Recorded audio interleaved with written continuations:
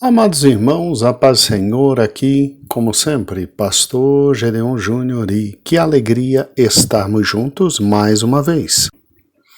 Hoje, sexta-feira, e terminamos Juízes, capítulo 2.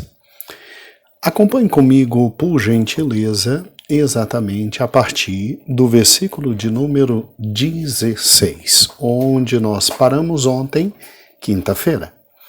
Então o Senhor levantou juízes que os libertaram da mão daqueles que os atacavam.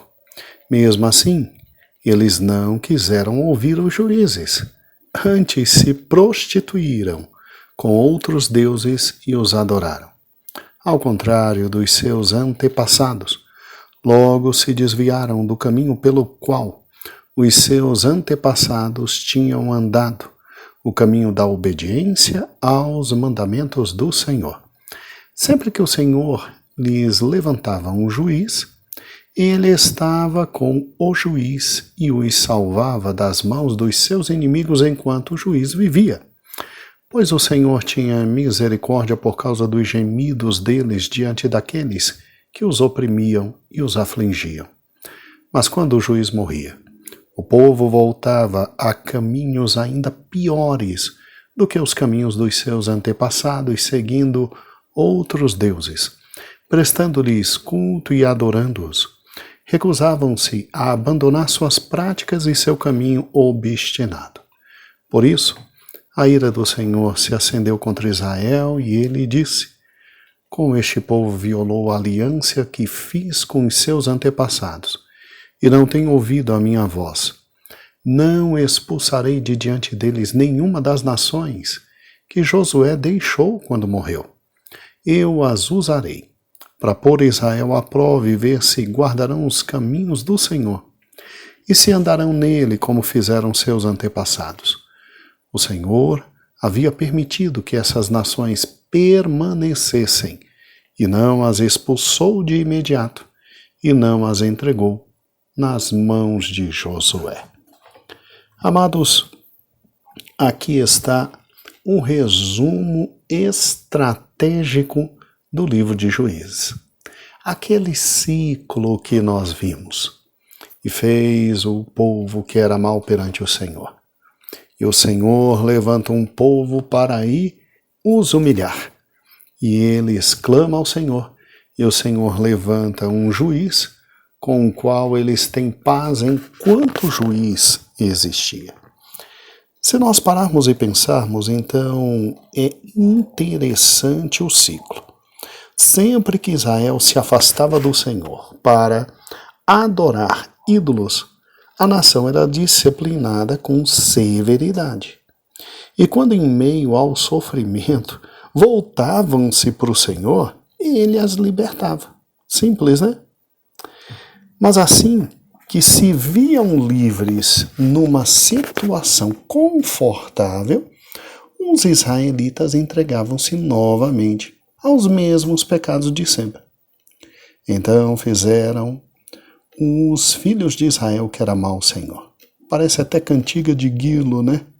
Pelo que a ira do Senhor se acendeu contra Israel e os deu na mão dos, aí vem algum povo.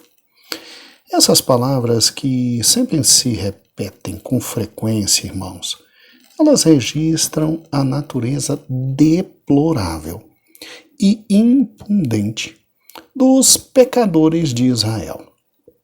Veja que isso se repete em todo o livro. O povo sofria sem necessidade, não tinha necessidade, mas sofria por não ter aprendido as lições que Deus queria ensinar, nem se beneficiou de sua disciplina.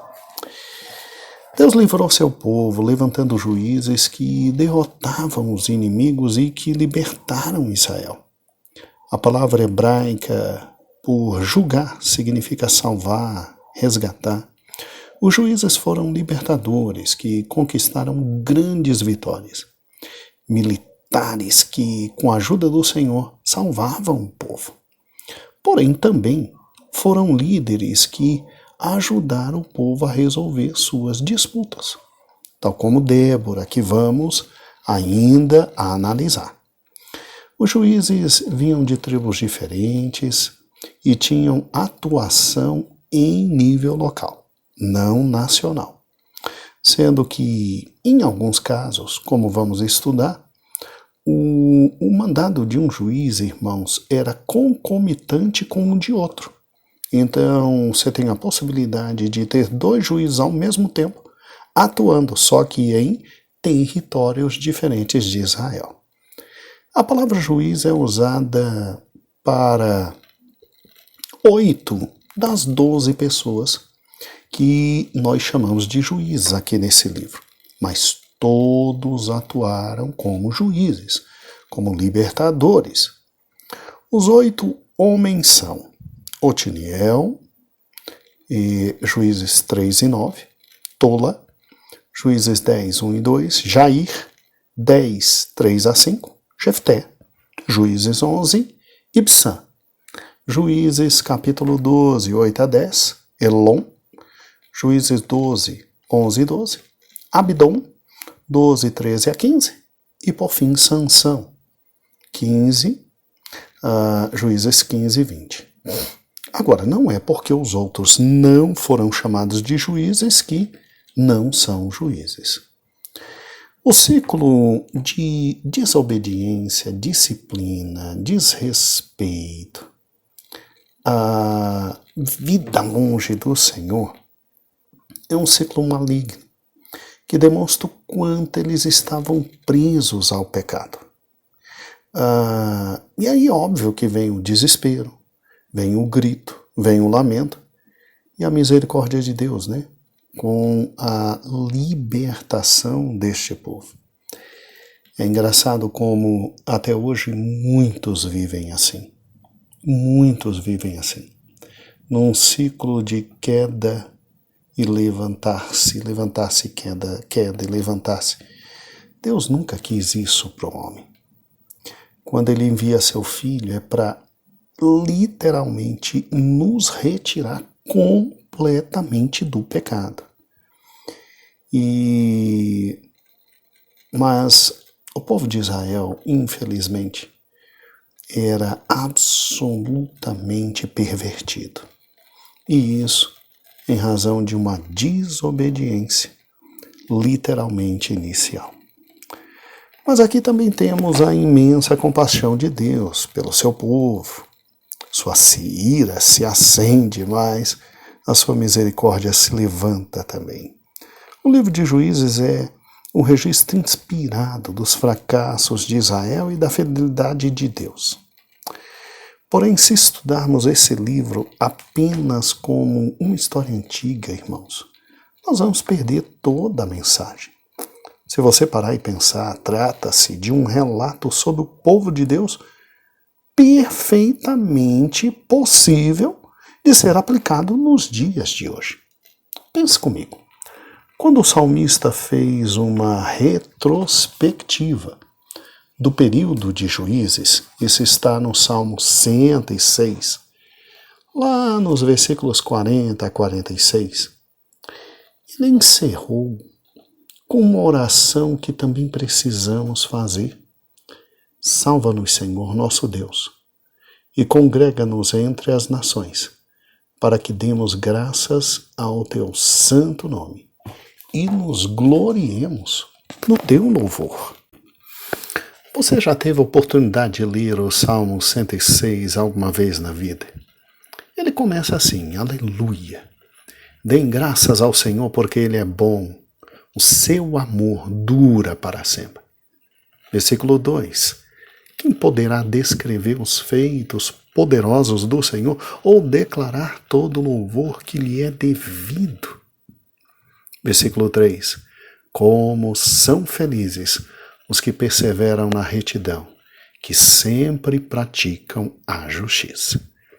E aí, quando você continua todo o salmo e chega lá no versículo 40, é muito interessante o salmista dizendo exatamente assim. Veja se não é exatamente o período de Juízes. Versículo 39, né? tornaram-se impuros pelos seus atos, prostituíram-se por suas ações.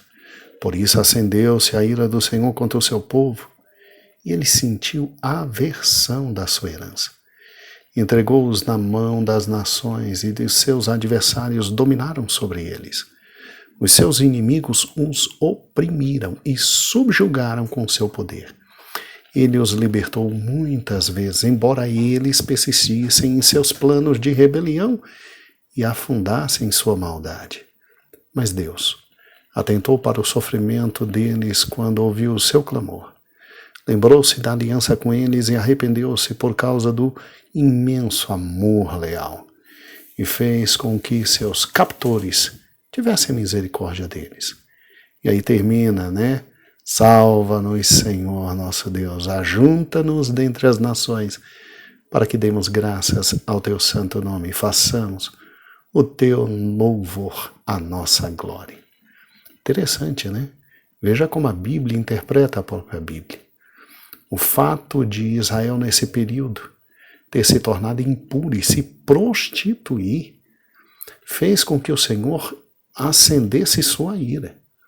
Mas há algo aqui interessante que não tem no texto de Juízes. Olha que interessante. Ele sentiu aversão. Ou seja, é aquele sentimento de nojo, de querer distância, né? Amados irmãos, nossos pecados produzem isso em Deus. Produzem aversão, produzem nojo, produzem sentimentos horríveis. E aí o que acontece, né? Entrega na mão das nações, seus inimigos o oprimiram. Mas o versículo 44 é maravilhoso. Mas Deus atentou para o sofrimento deles quando ouviu o seu clamor. E lembrou-se da aliança com eles e arrependeu-se. E por que Deus fez exatamente isso? Diz o versículo 45, por causa do seu imenso amor leal. Que Deus é esse, né? Um Deus que tem um amor que, em primeiro lugar, é imenso, incalculável, incomensurável. E além desse amor ser imenso, ele é leal. Leal. Sabe, irmãos, quando eu paro e penso, o amor de Deus, porque Deus amou o mundo de tal maneira que enviou seu Filho unigênito, para que todo aquele que nele crê não pereça, mas tenha a vida eterna. E não há amor maior do que esse, do que dar a sua própria vida pelos amigos. Será que um amor como esse não merece uma resposta maior da nossa vida? É imenso, porque não tem possibilidade de ser aquilatado, pesado, medido, dimensionado, e é leal, porque independente de como somos, ele continua fiel a ele mesmo e ao seu amor por nós.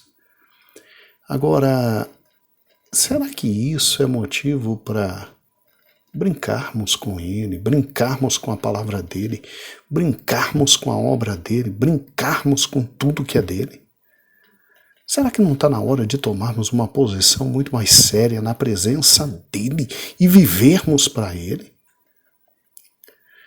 Ou será que a vida está nos levando a viver como pateticamente os israelitas viveram? Meu Deus do céu! Eu acho que um amor como esse merece uma resposta à altura. E a resposta à altura é: amarás o Senhor teu Deus de todo o teu coração, com toda a tua alma, com toda a tua força, com todo o teu entendimento, com toda a tua alma, com toda a tua força, com todo o teu entendimento. Amados, um excelente final de semana. Amanhã nos encontramos de novo e que Deus nos abençoe. E domingo, juntos, na presença do Senhor. Um grande beijo. Agradeço a Deus por essa oportunidade maravilhosa de compartilhar a palavra dele. Agradeço a liderança da igreja, na pessoa de nossa pastora Luíde Ramos, pela confiança. Agradeço você por me dar seu tempo e estarmos juntos com ele. Um beijo, a paz do Senhor. E não se esqueça do amor imenso e leal dele, que obviamente merece de nós algo à altura. Amarás, pois, o Senhor teu Deus de todo o teu coração, com toda a tua força e com todo o teu entendimento. Um beijo e a paz do Senhor.